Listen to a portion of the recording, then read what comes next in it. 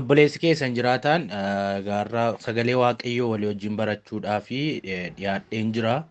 Torbanoota darbanii torban faayinaalii turan qormaatarran ture. Kanaaf amma ammaallee argamuu hin dandeenya. Haa ta'u malee suma keessaa immoo argamuus yaaleera. Qormaata finnee har'a kunoo waaqayyo yeroo gaarii akka nuu kennu nan abdadha. Anis kunoo argameen jira. Sagalee waaqayyoo walii wajjin egaa hin baranna. Dubbii waaqayyoo isaa dubbatamee hin quufamne. Dubbiin kuni raajii of keessaa qabaa, barsiisa of keessaa qabaa. Kanaaf sagalee waaqayyoo kana akka salphaatti akkasiin hin ilaalle nan abdadha. Jaarraan kun jaarraatti dubbiin sagalee waaqayyoo illee baay'ee fudhatama qabu miti. Namoonni waan haaraa dhaga'uu barbaadu, raajii dhaga'uu barbaadu, oduu dhaggeeffachuu barbaadu. Gurri garuu gara sagalee waaqayyoo dhaggeeffatu eebbifamaadha. Maaliifi Miles Morino akkas jedha, when I read Holy Bible, God talk to me. But when I pray, I talk to God jedha. Anatu yeroon macaafa qulqulluu dubbisu, macaafa qulqulluu waaqayyootu natti dubbata. Yeroon kadhadhu immoo anatu waaqayyootti dubbata. Waaqayyo karaa inni ittiin namootatti dubbatu beebilikaalii karaa macaafa qulqulluuti. Kanaaf namni macaafa qulqulluu dubbifatu waaqayyoon dhaggeeffata. Maqaa waaqayyoo kan eebbifame haa ta'u. Namni macaafa qulqulluu dhaggeeffatu waaqayyo irraa barachuuf qophaa'aadha jechuudha.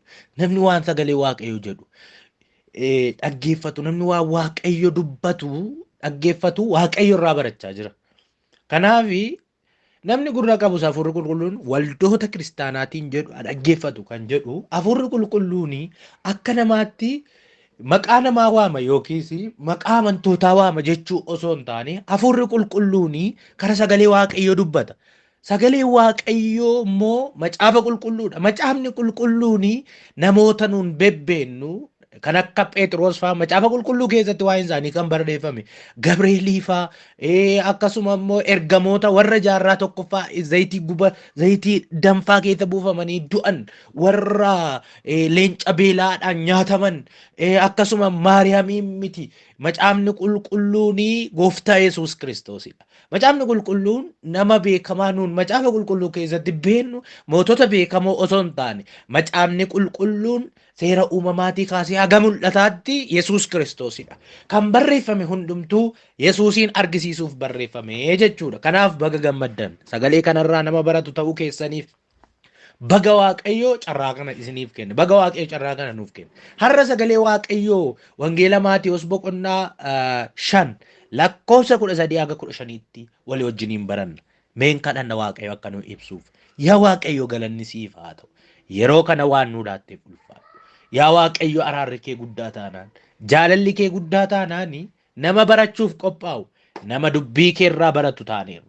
Maqaa Yesuus Kiristoosiin galanni guddaan siif haa ta'u. Maqaa gooftaa Yesuusiin galanni siif haa ta'u.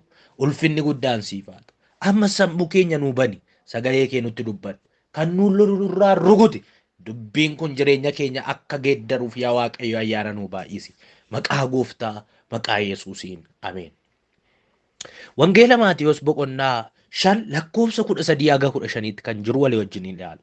Nan dubbisa akkas jedha dubbiin kun. Yesuus itti fufee isin soogidda lafaati. Soogiddi garuu mi'aayuu of keessaa dhabee maaliin deebi'ee mi'eeffama ree? Gad baafamee gatama. Namni irra ejjetee balleessa malee homaa tokkoof waa'ee hin baasu. Isin ifa biyya lafaati. Mandarri tulluu gubbaatti ijaaramte dhokachuu hin dandeessu. Homtinuu ibsaa qabsiisee guuboo jala hin kaa'u.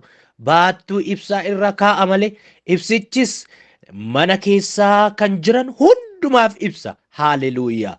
Namoonni hojii keessan isa gaarii arganii abbaa keessan isa waaqa irraa ulfina akka kennaniif ifni keessan akkuma kanatti namoota duratti haa ifuu jedhe.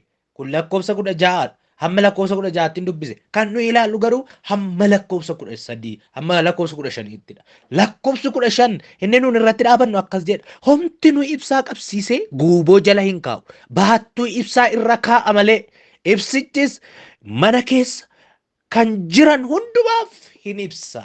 Haaleluuyaa. Mi'a akkas kan jedhu walii wajjin baranna. Mata duree hin barbaachifta jedhu irrattan dubbadha.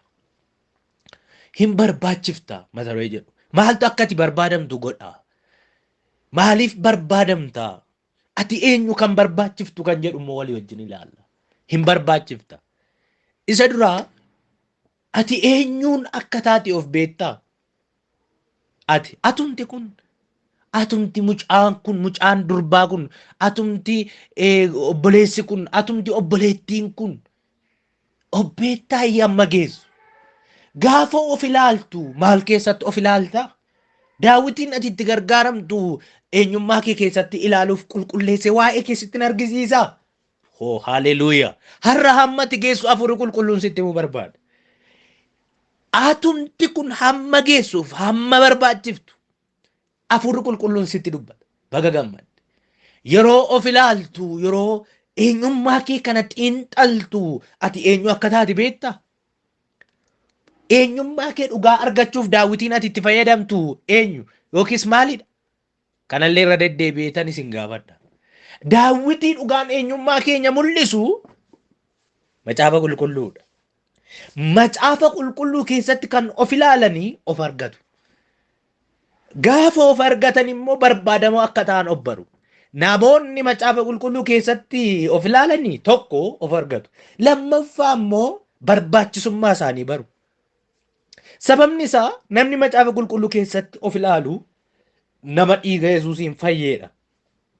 Namni macaafa qulqulluu keessatti of ilaalu nama gati jabeessa ta'eedha. Namni waa hin baafne tokko dubbicha keessatti of ilaaluu hin danda'u. Namni dallaa ala jiraatu tokko dubbicha keessatti of ilaaluu hin danda'u. Haleluuyaa. Daawitiin jenereeshinii kanaa eenyummaa namummaa foonii addunyaan inni keessa jiraatu kanadha. Jaarraa 21ffaa kana keessa jenereeshiniin jiru ofii keessatti of ilaala, obboleessa keessatti of ilaala, obboleettii keessatti of ilaala, teknoolojii keessatti of ilaala, fiigicha dhaloota kanaa keessatti of ilaala. Yeroo kana keessa immoo yeroodhuma burjaajaa akkasii keessa ijoollee Waaqayyoo sagalee Waaqayyoo keessatti of ilaalu.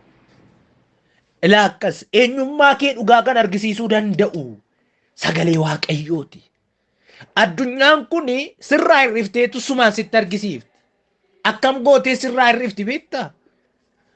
Ati hin baranne yookiis ati beekamtii hin qabduu, yaa humna qabdaa, dandeettii qabdaa, garuu immoo beekamtii hin qabduu siin jedhi. Yoo persentii 5 eenyummaa kee dhugaa sitti himte, persentii 10 immoo eenyummaa sobaa sitti himti.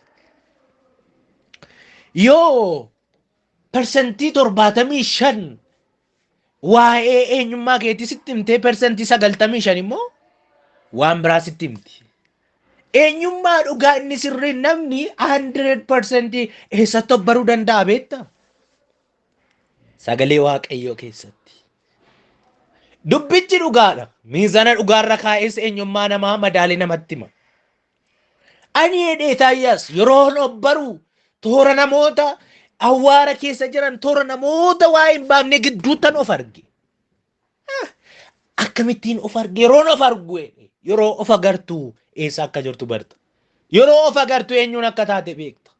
Yeroo of agartu hammam gatii akka qabdu of barta. Waaqayyo carraa of arguu siif haa kennu. Haleluuyaa. Na keessatti of ilaali kan siin jedhu baay'een jiraachuu danda'a har'a. Ana keessatti of ilaali of barta. Ana keessatti of ilaali eenyu akka taate beekuu dandeessaa kan siin jedhu jiraachuu danda'a. No, kanatti keessatti of arguu dandeessu macaafa qulqulluudha.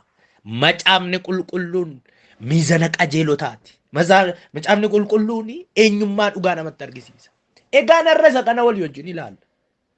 Yeroo itti of arguun hin jirre, yeroo itti namni kiristaanonni gatii isaanii wal dhaalan kana keessa har'a gatii kee barta. Yes. Har'a eenyu akka taate of bartaati. Mata duree hin barbaachifta jedhuun Waaqayyo gara keenya dhufeera. Egaani gara kutaa kanaatti yoo deebine waan lama argina. Waan lama ittiin gooftaa Yesuus Kiristoos hammam akka barbaachisoo ta'an amantoota kiristaanotatti dubbatu waan lama ilaalla. Maalidha inni? Tokko soogidda, lama immoo ifa. Wantoonni kun wantoota Yesuus Kiristoos calluma jedhee dubbate isinitti hin fakkaatin. Wantoonni kun wantoota baay'ee barbaachisoodha. Baay'ee barbaachisoo. Maal akkas jedhee gaafuma jalqabu lakkoofsa 13. Isin soogidda lafaati. Soogiddi garuu mi'aa of keessaa mi'aa of yoo of keessaa dhabe maaliin deebi'ee mi'eeffama ree? Soogiddi maali? Soogiddaaf dhagaa akka adda adda kan godhu mi'aadha. Soogiddaa fi dhagaa kan adda adda godhu barbaadamummaadha. Soogiddaaf dhagaa kan adda adda godhu dhagaan lafa taa'ee soogiddi akka qodaa keessa taa'u yookiis iddoo gaarii ol kaa'amu kan godhe mi'aadha. Gatiin dhagaaf soogiddaa addaan baase mi'aadha. Sadarkaa soogiddaaf dhagaa kan adda adda godhe mi'aadha. Malee soogiddi dhagaadha. Dhagaatu waan mi'aa of keessaa qabuuf barbaadamaa ta'e. Dhagaan barbaadamaan kamiyyuu lafa taa'a, soogiddi garuu mana namaatii lafa hin taa'u. Qodaa keessa kaa'ama. Iddoo ta'e iddoo gaarii wantoota barbaachisoo wajjin ol kaa'ama. Kanaaf kutaa kana lakkoofsa tokko irratti yoo mi'aa of keessaa hin qabne gadi baafameetu gatame akkuma dhagoota warra kaanii ta'a. Bakka akkas ta'a. Akkuma dhagoota warra kaanii taa'e.